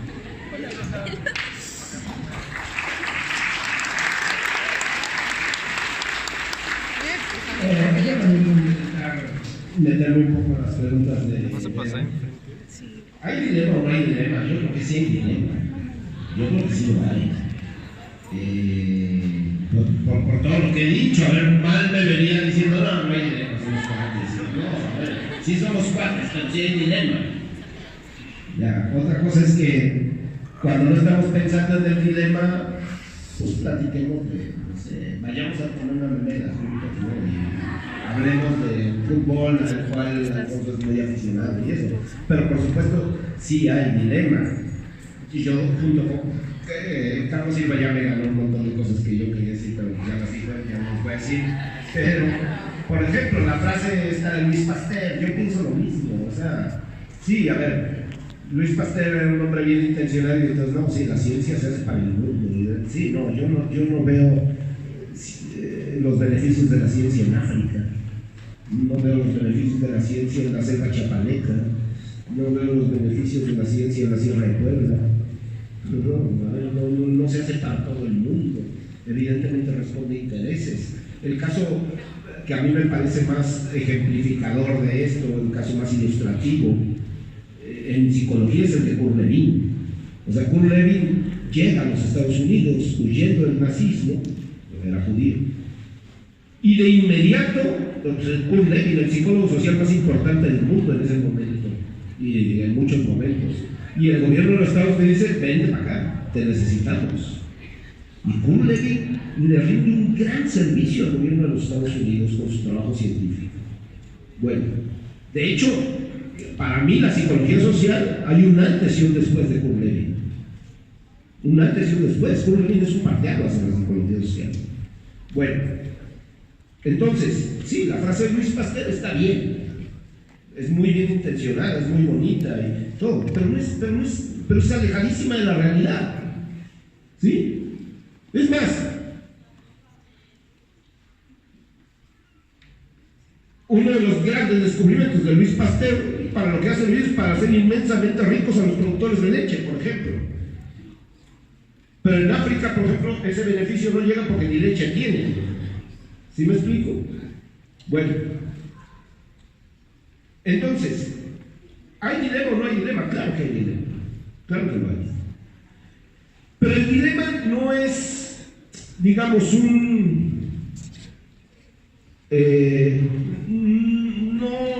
yo no quiero adoptar, ni la voy a adoptar jamás, en relación con esto, una posición maniquea.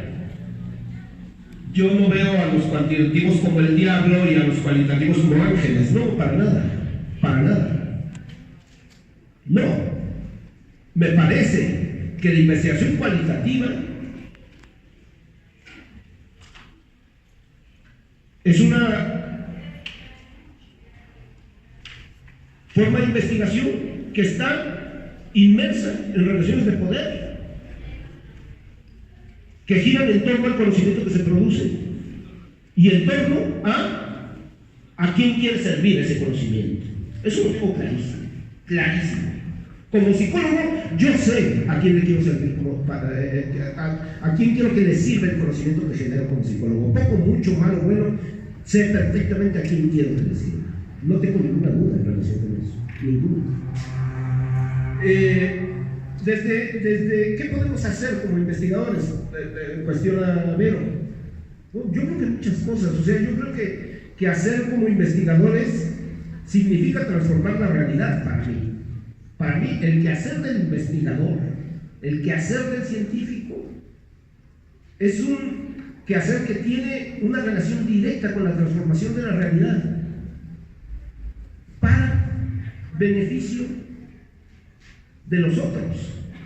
Aquí La cuestión es de cuáles otros. Ya estamos cuestionando la frase de Luis Pasteur, de cuáles otros. ¿Me explico? Pero ¿de qué sirve? El conocimiento tiene una finalidad. ¿Está dirigido a algo? Por supuesto que lo está. En mi caso, yo también soy psicólogo social. Yo en los últimos años pues, me he dedicado más bien a hacer análisis históricos de la psicología social en América Latina, que es un tema que a mí me interesa mucho, cómo se ha construido la psicología social en América Latina y eso. Y he trabajado también algunas cuestiones relacionadas con la ciudad, sobre todo con problemáticas de la ciudad que afectan nuestra vida cotidiana en las calles y todo esto, ¿no? Por ejemplo, el tema de los franeleros, el tema de la alteridad, las alteridades en el Zócalo de la ciudad de Puebla, cosas de ese tipo, desde una perspectiva distinta o desde una cuestión teórica distinta a la de Carlos Silva, pero digamos también trabajo ese tipo de problemáticas. Y que pretendo pues cambiar cosas, o sea, por lo menos poner sobre la mesa los argumentos que vuelven o que sostienen la necesidad de transformar realidades que afectan a los seres humanos, Eso. Ahora, perdón, cuando digo a los seres humanos, a ver, porque yo sí creo en la localidad del conocimiento.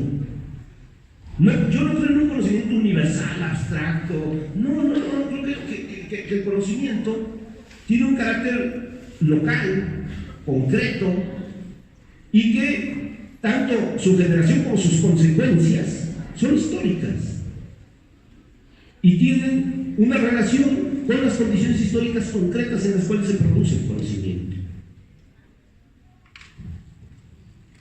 Gracias. Creo que sí hay un dilema que no pasa por tener conflicto con el otro porque tiene una postura diferente, pero el dilema existe y tenemos que reconocerlo y tenemos que trabajar en función de ello, no para llegar a un punto de acuerdo, sino para entender que existen diferencias en algunos aspectos y similitudes en otros. Vuelvo, no creo en la ciencia pura, no lo creo. Parto de la base que la ciencia la hace el hombre y la hace la mujer, o sea, lo hace el ser humano, ¿sí? Y esa parte es importante. O cuando voy a investigar, me quito todo lo que pueda haber aprendido, toda mi ideología, toda mi forma de ver el mundo, y hago ciencia, y después vuelvo a ser una persona. No se puede, o sea, tenemos una postura en la vida. Yo me voy un poquito, si me permite, al área del trabajo mío, que es la psicoterapia. Entonces, pregunto, cuando se habla de escuelas o de enfoques dentro de la psicoterapia, hay una diferencia importante. Y cuando surge la psicología positiva y ahora la conciencia plena, la meditación, espérame, todo eso tiene una fundamentación, tiene una razón de ser.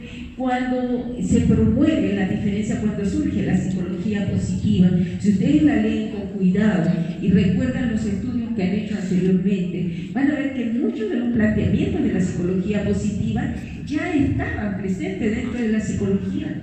Y automáticamente tendríamos que preguntarnos si hay una psicología positiva. ¿Significa que todos los demás enfoques son psicología negativa?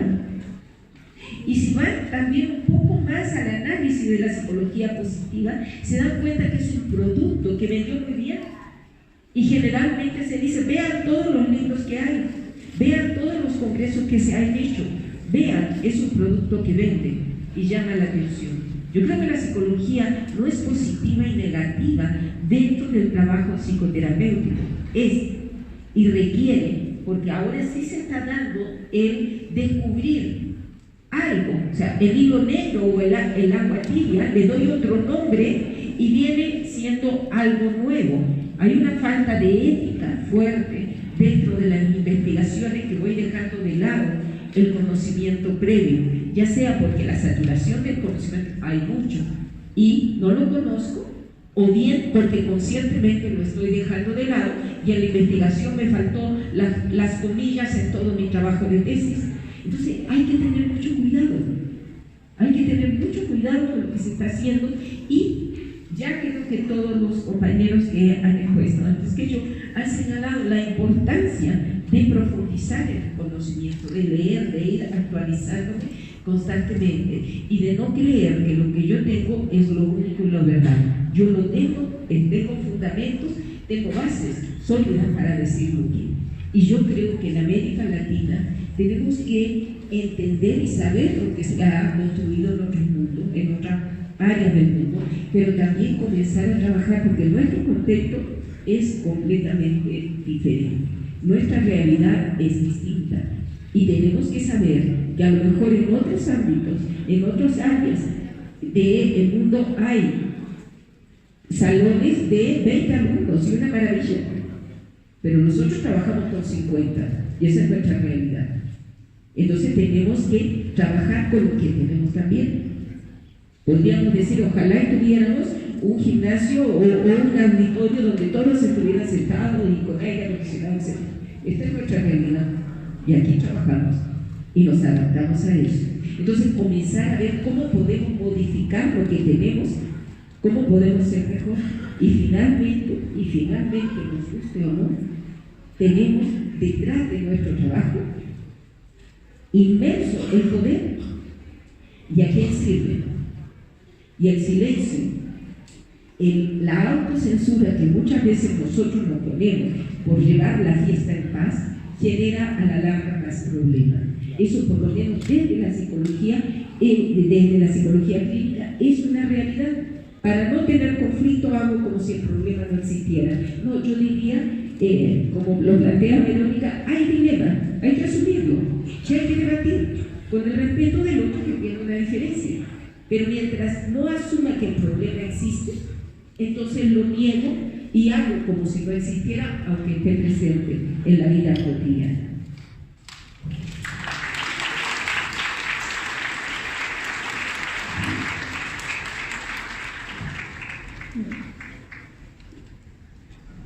Es que tengo muchas observaciones. Entonces, a mí me da mucho gusto que se haya hecho este evento, porque lo que hace es brindarte diferentes perspectivas. Me preocupa un poquito la palabra indiferencia que se utilizó, de que los Juan ya no me importa lo que hagan los Guari. No es indiferencia. Lo que pasa es que después de años de pugna y años de detractores de uno u otro enfoque, se está logrando a un punto en el ver el que tú me puedes ayudar y crear puentes. Bueno, y creo que el debate aquí trascendió lo cuante y lo cual, sino que creo que estamos ingresando a lo humano, de cómo influye lo humano dentro de la investigación.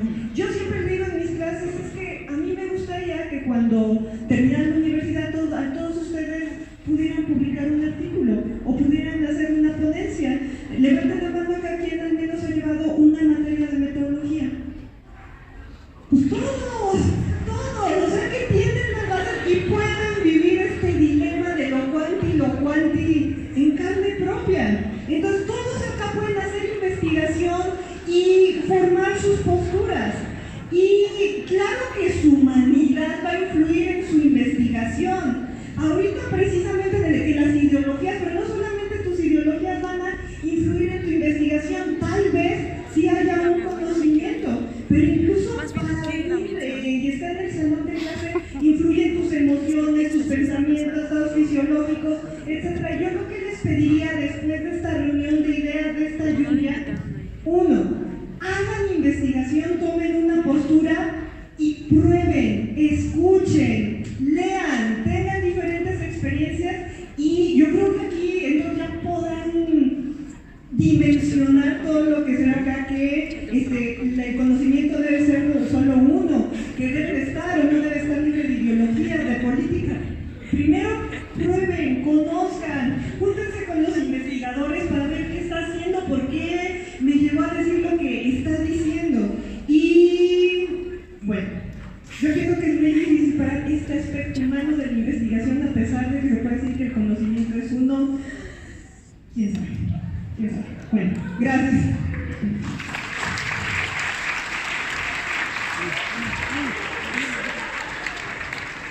Bueno, pues vamos a ya ir cerrando esto porque podríamos continuar, pero creo que muchos de los maestros ya no podrían continuar. No sé, ya tienen hambre, ya están cansados, yo creo que todos.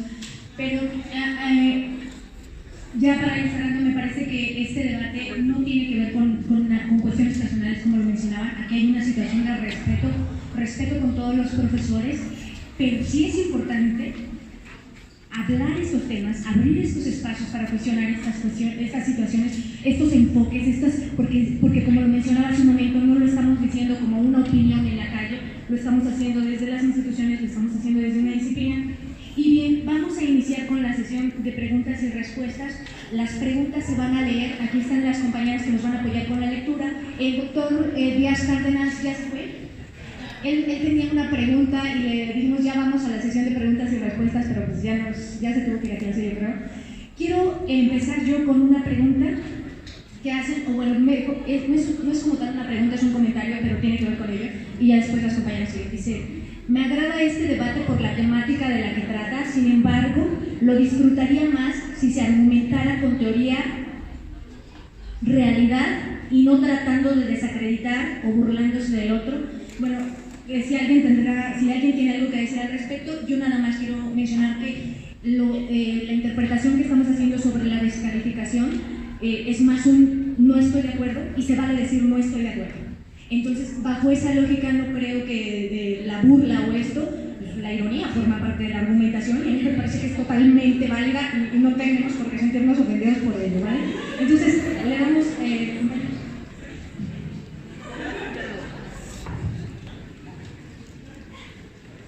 Es para el doctor Fulón. Si el cuerpo de la ciencia no tiene política, entonces ¿qué sentido tiene la realidad social o las ciencias políticas? O dice que las ciencias sociales no pueden ser ciencias bajo su premisa porque la ciencia no es para todos, entonces sí hay intereses y sí hay política.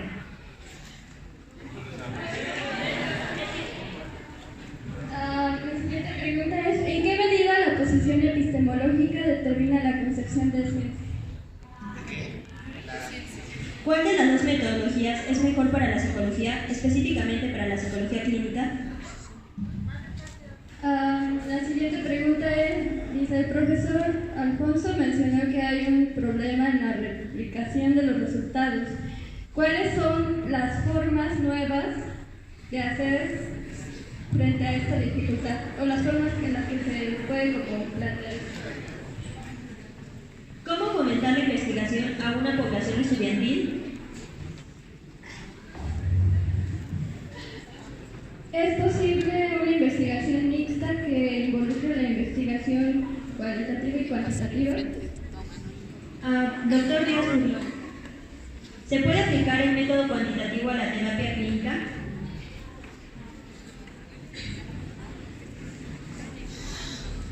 La psicología es una ciencia, pero la ciencia está libre de ideología. Sin embargo, el sujeto de estudio posee una ideología. Entonces, la psicología es no una ciencia.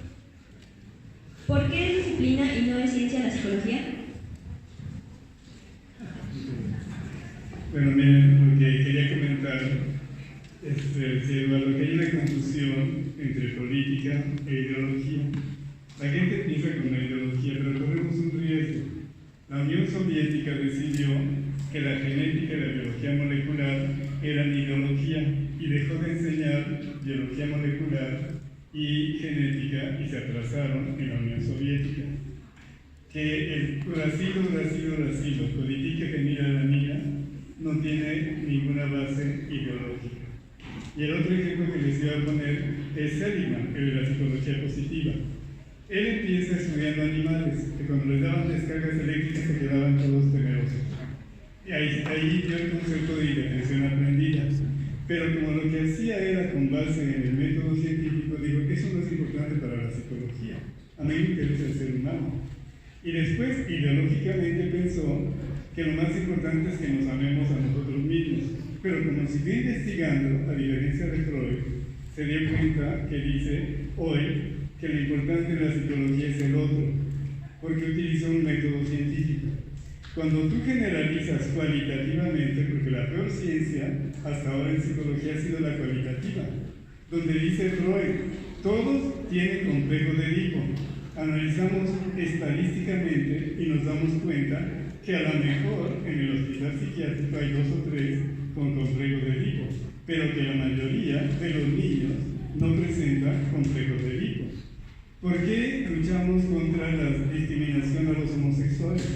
Porque estadísticamente también se mostró que no es una normalidad, que hay muchas personas homosexuales, no pocas, y que no solo en la especie humana, sino en las demás.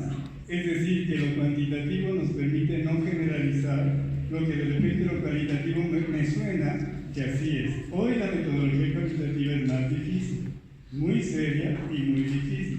Entonces no hay ciencia buena o mala o resultados buenos o malos. El cuerpo científico, la resonancia magnética, la imagen de resonancia magnética funcional, ¿cuál ideología responde? A mí me gustaría escuchar. ¿Cuál es la ideología que responde? ¿Y por qué los transgénicos no llegan a todos lados? No es una cuestión científica, es una cuestión política e ideológica. Hoy en Chiapas hay menos dengue por los transgénicos de mosquitos que tienen descendencia estéril y se acaba la plaga. Pero los cualitativos ambientalistas dicen no a los transgénicos, son horribles y malos. A ver, hablemos científicamente, no ideológicamente. Dame evidencia. A veces la ideología es no mostrar ninguna base, ningún sustento. Decir la homosexualidad es enfermedad. No, ya no es. No, después va a volver a ser. Entonces la cuestión es que eso es ideológico. Analicemos cualitativa o cuantitativamente, pero de manera seria, si eso no. El uso, como dice Verónica y lo marcó muy bien, bueno, la maestra, como dice Isabel, la maestra y el doctor. Bueno, yo digo, Alfonso, que la cuestión es que el uso de la ciencia es ideológica, pero una bomba atómica destruye lo mismo una ciudad gringa que una coreana. O sea, falta que decida ideológicamente el jefe para a quién ataca. Es decir, el uso de la ciencia es ideológico, pero el cuerpo de conocimientos de la biología molecular o de la psicología debería ser basada en la metodología científica. Entonces, a mí me echas rollo, seas cognitivo-conductual, conductista, psicólogo social, construccionista. Si tu rollo es sin evidencia, estás echando rollo. Y eso le gusta mucho, lamentablemente, a la gente que se protege con la cortina de metodología cualitativa. Pero hoy la metodología cualitativa es lo que hace Carlos Silva. O sea, su teoría está fundamentada en un análisis riguroso cualitativo, hacer teoría fundamentada, análisis del discurso. O sea, también son metodologías serias. Por eso con él discutimos seriamente y con mucho respeto, ¿verdad?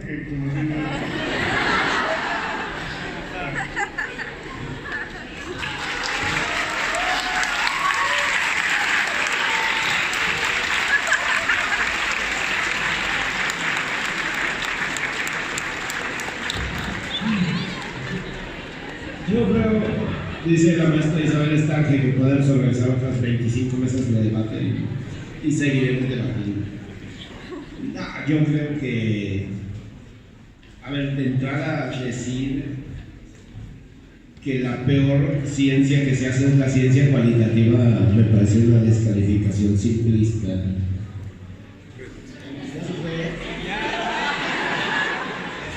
¡Qué rajón!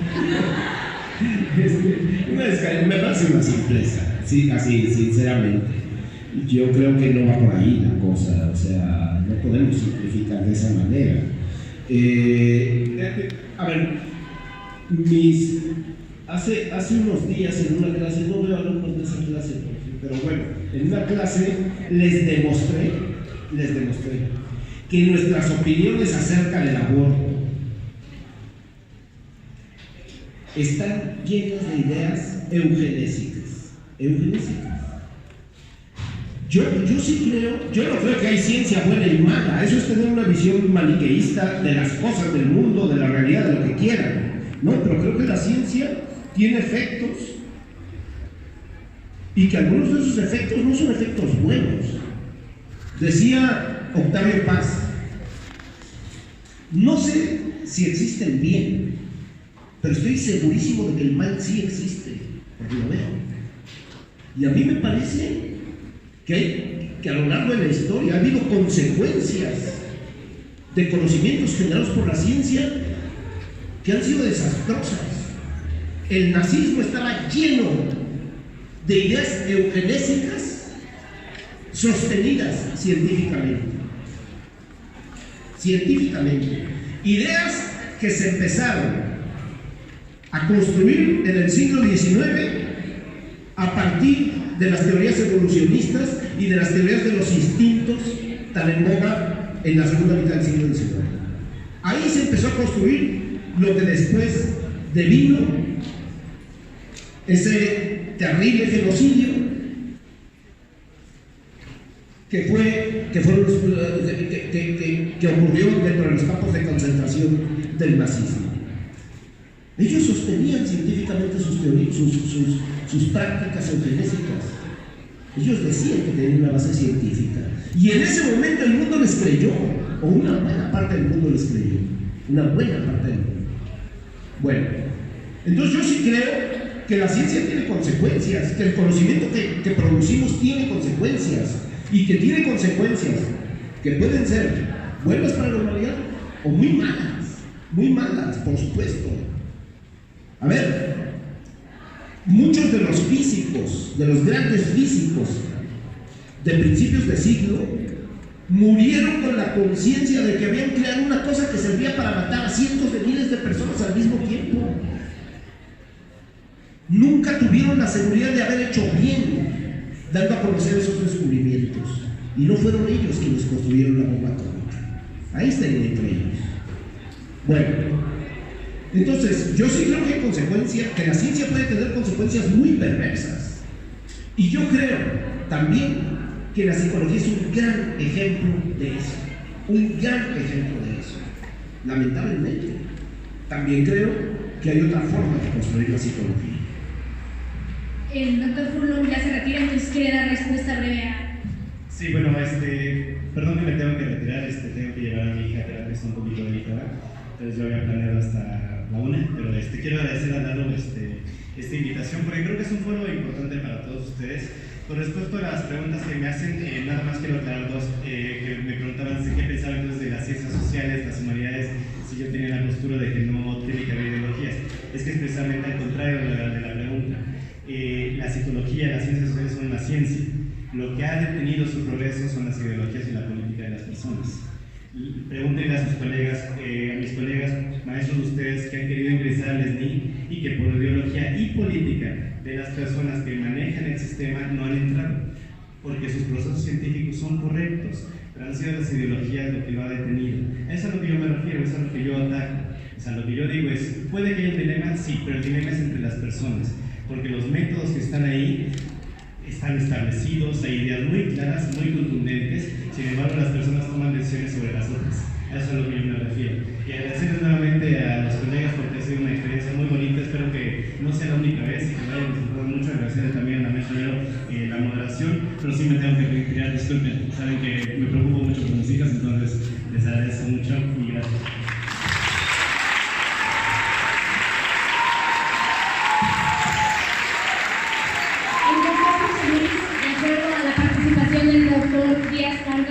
¿Quiere replicar? Yo nada más quiero comentar, porque cuando escuchaba que si la psicología es una ciencia o no lo es, a mí sí me preocupa. Yo estoy comprometido con la psicología y a mí sí me interesa decir que la psicología es una ciencia. A ver, todo tiene que ver cómo definimos la ciencia y tiene que ver mucho con este debate. Merani habla de ciencias lógico-formales y ciencias fácticas. Ciencias lógico-formales son las que tienen leyes y por lo tanto sus principios son universales y ahistóricos. Un ejemplo es la gravedad. Por lo tanto son ciencias exactas.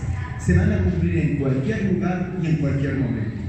Sin embargo, las ciencias fácticas son históricas y obedecen al contexto social.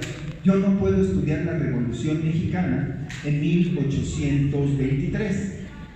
Obedecen a situaciones humanas, personales.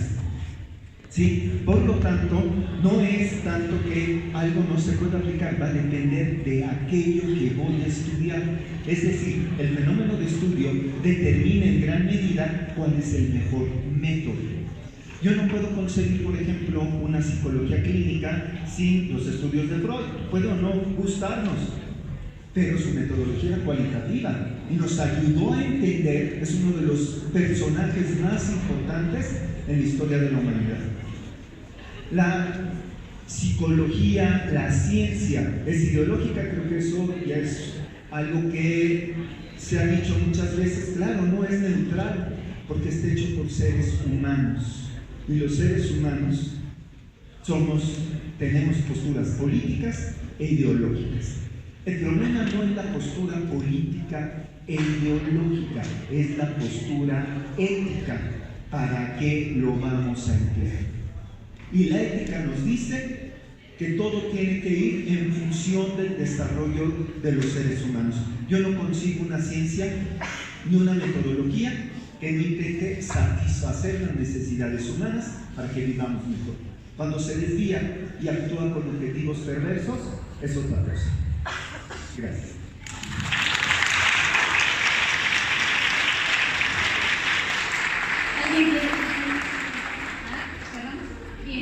Bien. Ya por cuestiones de tiempo, pues vamos a dejarlo aquí. Las preguntas todas se van a acumular y yo creo que se va a hacer un foro para dar respuesta a ellas y se les va a pasar a los maestros si es que van dirigidas. Bueno, pues esperamos simplemente que esto haya sido enriquecedor para todos. Les agradezco a los ponentes.